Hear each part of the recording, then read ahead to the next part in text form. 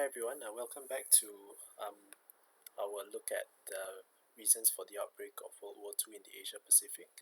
Now, in the previous videos, we looked at the long-term factors, which means factors which already were in place from far earlier than when World War II actually broke out, which of course was in, you could say, for Asia Pacific was in 1941, right? Now, December the 7th. These factors we looked at pre-existing conditions and also things which were taking place which already were setting things into motion from decades earlier, even from the previous century. Okay, but today we're going to look at more immediate factors, short-term factors, referring to things which took place closer to the time itself, leading up to the actual outbreak of World War II in Asia Pacific. Officially, we consider that to be when Japan attacked Pearl Harbor, causing the US to declare war on Japan, and therefore, starting the war proper in the Asia Pacific.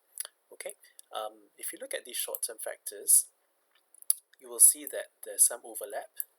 In particular, okay, and we use the colors to highlight that as well. That Japan's expansionist foreign policy, as well as Japan's worsening relations with the USA. Okay, so you see there's certain continuity there. So please, when you look at this chapter and look at the various reasons, you do not look at each of these on their own, but you must be able to understand how all of these work together, not just across long-term, short-term, but even between the various factors as well. Alright? Okay, so without any further ado, let's look at the first reason, which is the economic crisis in Japan. Now, when we look at this, you can see we're looking at basically Japan's economic problems, and if you see the expansion of that overpopulation, this is more or less just building upon what we saw earlier in terms of the reasons for Japan's expansionist policy in the earlier video. Alright, well, let's look at this again. So basically, Japan's economic problems, the background of it was overpopulation. Remember, I showed you earlier on the picture of the overcrowded train in Japan, okay, which is something which is happening today, but as far back, many decades before, overpopulation already was an issue with the Japanese, okay. And so, as a result of this overpopulation, we learned that there was an increased demand for land and resources that Japan could not meet. Okay, Japan on its own could not meet. They could not provide their own land and resources in order for them to carry on successfully as a nation. Okay, in a way very similar to Singapore, but of course in many other ways very different. Okay, but you get the idea that, okay, with a shortage of land but growing population at that time early on, okay, just like Singapore in years past, okay, there was not enough just like Singapore, how Singapore has to import things, Japan also faced the possibility of having to import things, but Japan tried to find another solution to it, okay, which we'll look at later. So there's this issue. To make matters worse, and this is a more immediate factor, there was the Great Depression. Started from 1929 with the Wall Street crash, which you would have learned about, and it basically spiraled away. Wall Street crash was in the US, and it soon spiraled basically out of control, okay, and it expanded in scope from the US, spreading to Europe and to the rest of the world, or many parts of the world for that matter at least. What was the response of the USA and Britain to this Great Depression, where basically the economies of USA, Britain, and many other countries were very badly affected? Obviously, you would want to take measures to protect your economy, right? Because if you don't protect your economy, that means your whole money situation is all going really badly. What was their action? What did they want to do? Okay, they resorted to something called protectionism. And what is protectionism? Basically, it's the idea of restricting trade by shielding your own economies from cheap imports. To cut the long story short, when a country imports things, it loses money because basically it's paying money to get stuff, right? That's importing. So, what these countries like USA and Britain wanted to do was to restrict trade. In other words, to make it harder for countries like Japan to export their own goods to USA and Britain and to sell it there, because if they were to do that, Britain USA would lose money. Okay, while Japan, obviously the economy will gain, because when you export, you gain money, but when you import, you lose money. Okay, I don't have time to go through this in great detail. If you have further questions, please look for Mr. Ong or myself at your own time. Okay, but basically, to cut long story short, the impact of this was Japan's economy was badly affected because USA and Britain were protecting their own economies. Japan its economy had depended a lot on exporting stuff like silk to countries like USA and Britain, but now that USA and Britain were restricting the export of goods like Japanese silk to USA and Britain, there was a fall in demand for these exports. The result was Japan's economy was affected, because similarly, if your exports go down, your economy gets affected negatively.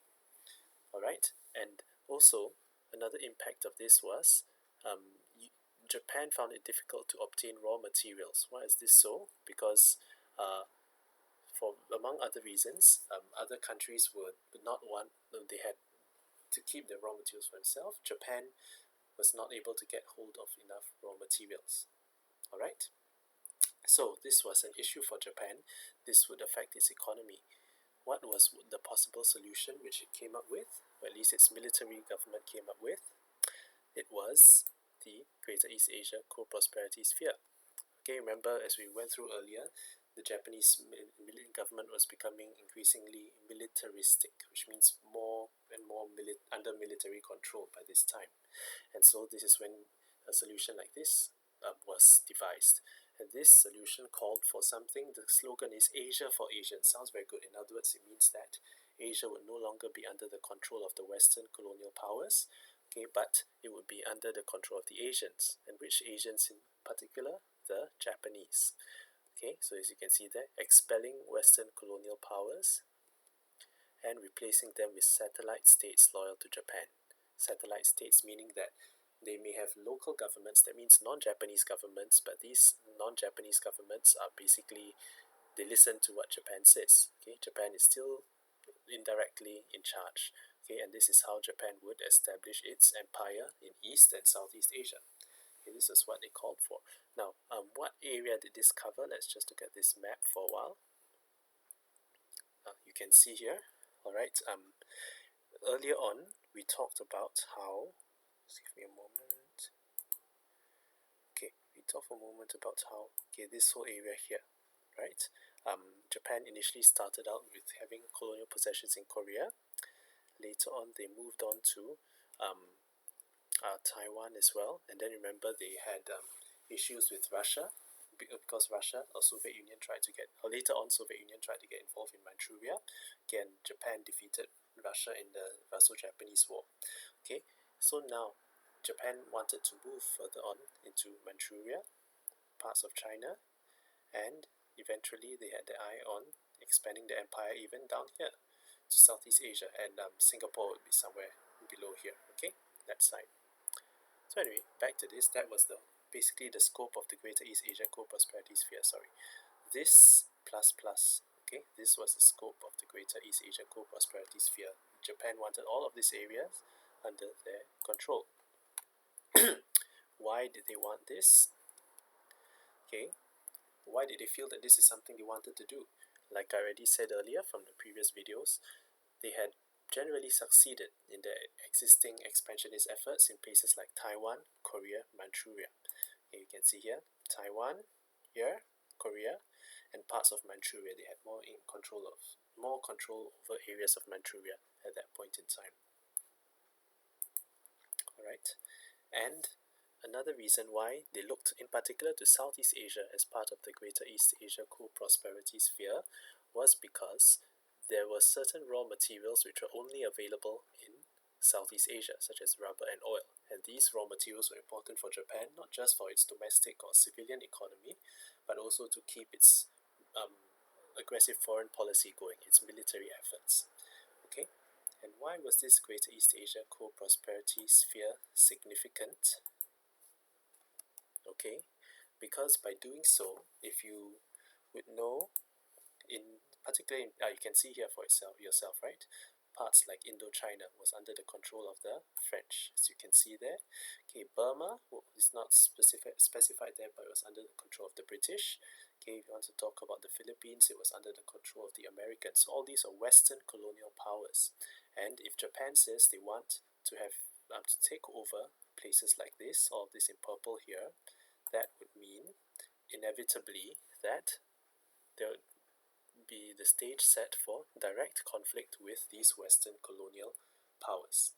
Okay, so you can see here this reason here in green, economic crisis, talks about how the economic motivation for Japan getting involved in World War II, because they wanted to increase the amount of resources available to them. Okay, and this through invading other parts of Asia to construct the Greater East Asia Co-Prosperity Sphere, they would set the stage for direct conflict with the Western colonial powers. Alright, so that's the economic crisis. Now we will move on to the expansionist foreign policy, which is carrying on from what we looked at the previous video, okay, the second video. Now in the short term, alright, so we already learned from earlier on, very briefly, I'll just do a very quick recap.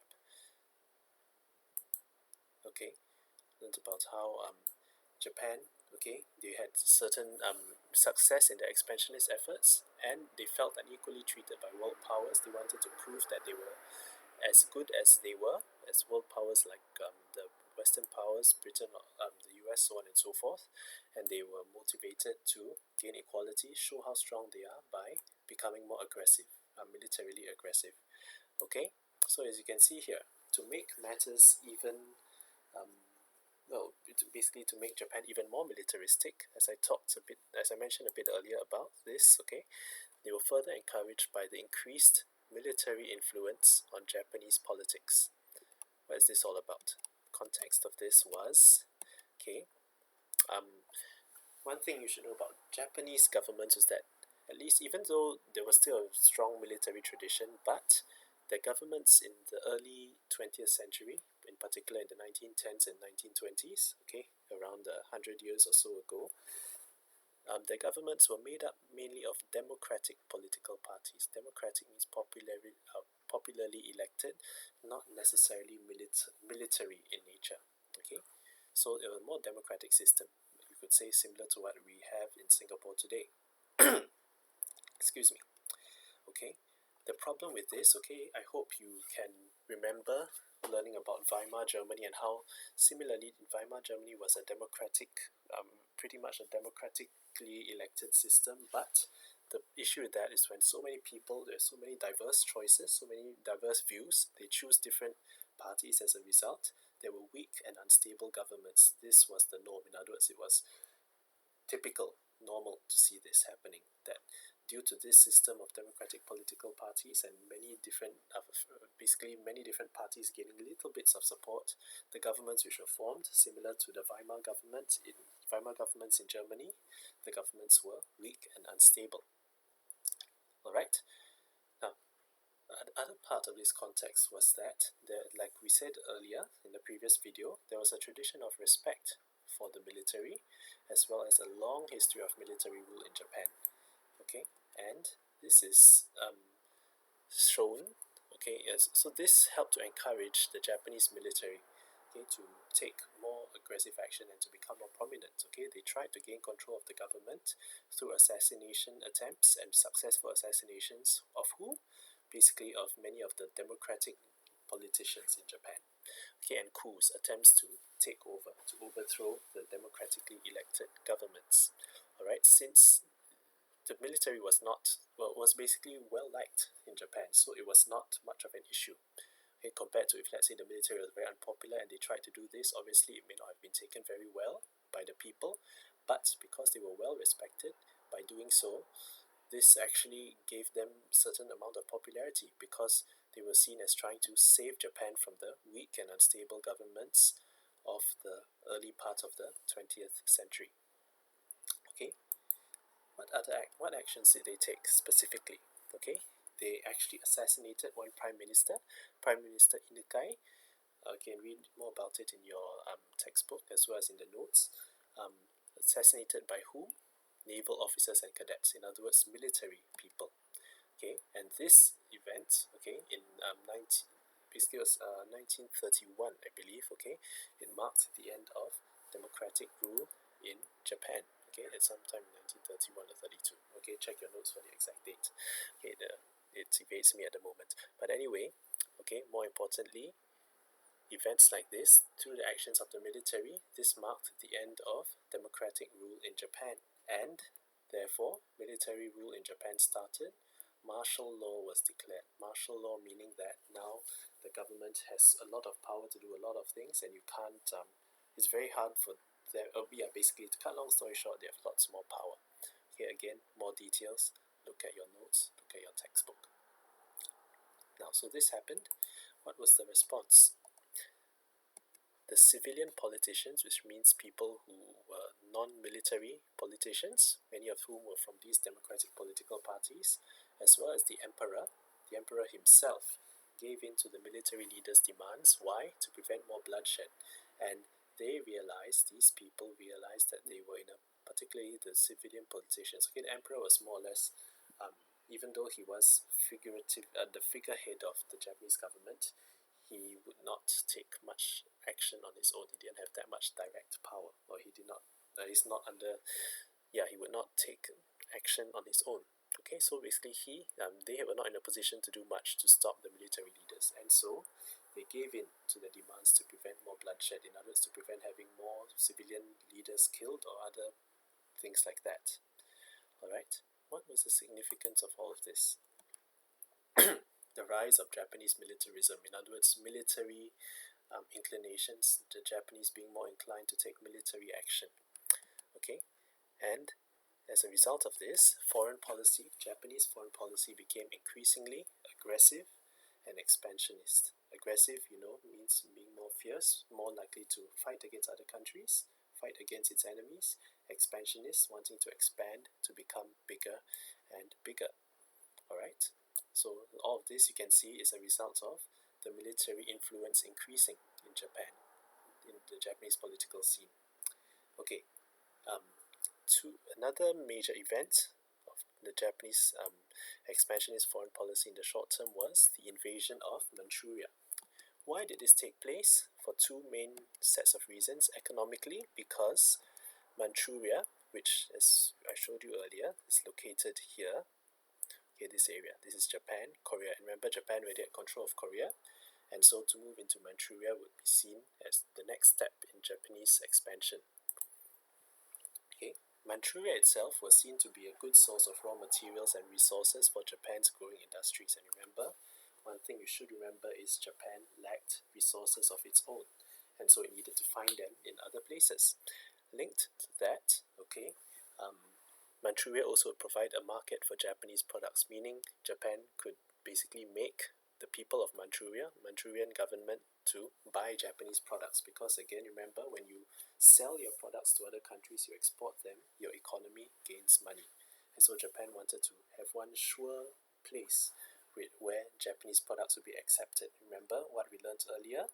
Countries like the British and Britain and the US were refusing to, or cutting down on their imports of Japanese goods. So the Japanese thought, well, if we have control of Manchuria, we can force Manchuria to buy Japanese products, right? And so then there's a sure place where Japan can get export dollars from.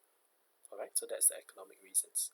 Strategically, like what I showed you earlier in the map, control of Manchuria would allow Japan to defend its interests in Korea.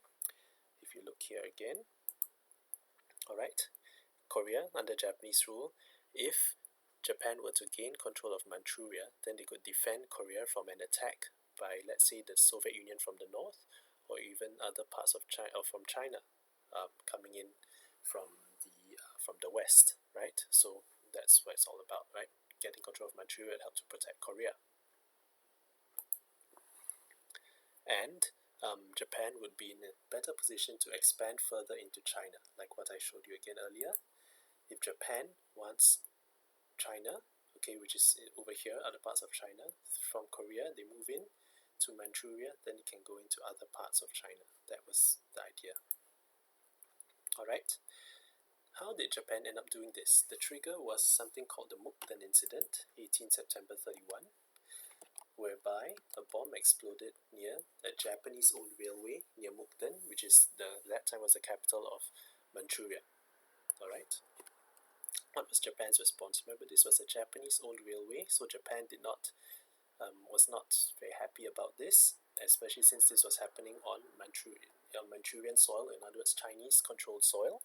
Japan blamed the Chinese nationalists for the attack, because at this point in time, Japan had control of the railway, but Manchuria itself was still under Chinese control. But Japan said that these Chinese nationalists, in other words, people who were not happy that the Japanese had a railway in Manchuria, they were the ones who started this attack, right? Who launched this attack, who planned this attack. And Japan said that since these Chinese nationalists did this, they should take revenge. And so this was basically the excuse for Japan to launch a successful full-scale invasion of Manchuria, right? Basically because of actions of the purported or the so-called actions of the Chinese nationalists, though it may not actually have been the case. Okay, but let's leave that for another time. Okay. Japan launched this invasion of Manchuria. It was successful, and therefore Manchukuo, which was basically a Japanese puppet state, was set up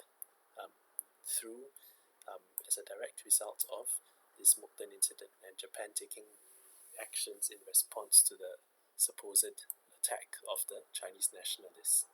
Okay, and Manchukuo was set up. What was the significance of this? Okay, now that Japan was successful, as we learned over here, right, through this, Japan was successful, and I hope again this sounds similar to what you learned, what you remember about Hitler.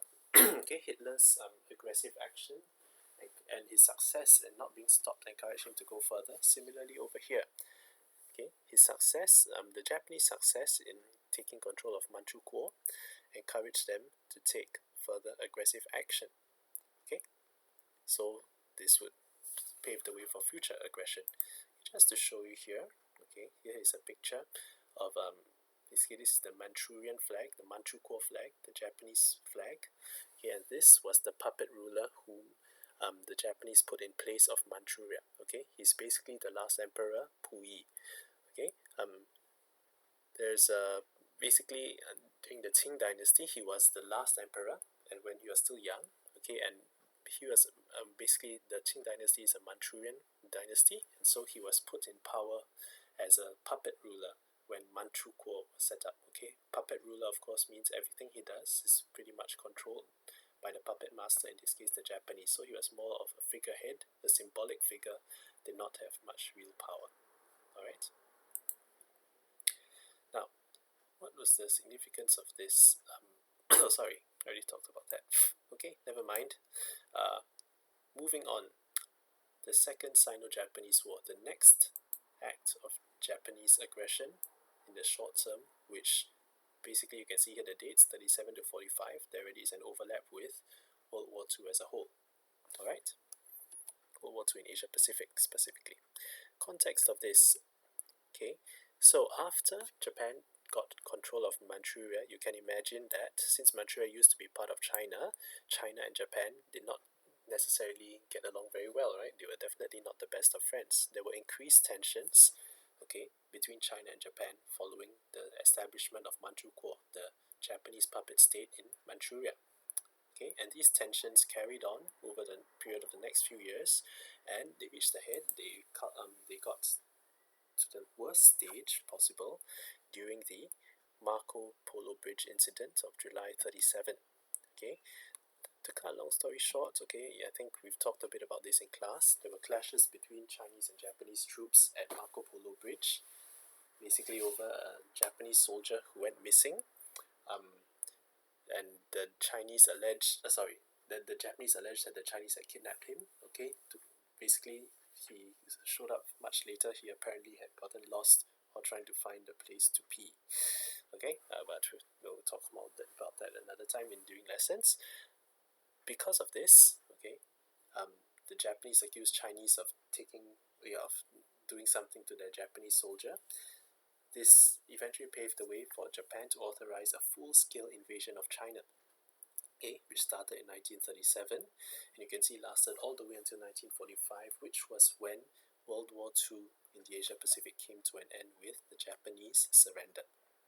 Okay, we'll learn more about that in the next chapter, chapter 7, but for now, here you can see the events of Japan's expansionist foreign policy in the short term. This expansion then led to World War II breaking out. You can see the direct link here, and we will see more about how this Second Sino-Japanese War is directly linked to the Second World War in the next video. Alright.